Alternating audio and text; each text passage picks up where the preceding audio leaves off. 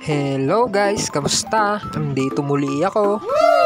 At pinagpapatuloy ko na yung drawing ko nung nakaraang rest day ko. Pumasok kasi ako sa trabaho guys, kaya ngayon lang ulit ako nakapag-drawing. Bukod pa doon ay may naasikaso din ako. Kaya ngayon, tutuloy na natin tong pinapagawa ng kumpare ko guys. At ayan, nasa 50% nang natatapos ko dito mga ka-drawing. Kaya nga pala ako natatagalan dito guys ay tulad ng sinabi ko nung nakaraan. First time ko mag-drawing ng ganito, full body. Kaya naman sobrang mabusisi ito mga ka-drawing. Kailangan maging pulido yung bawat details guys. At syempre, tsatsagayin natin to upang sa ganon maganda ang kalabasan. Yan mga ka-drawing, nasa 65% na ang natatapos ko dito. Malapit na sa katotohanan.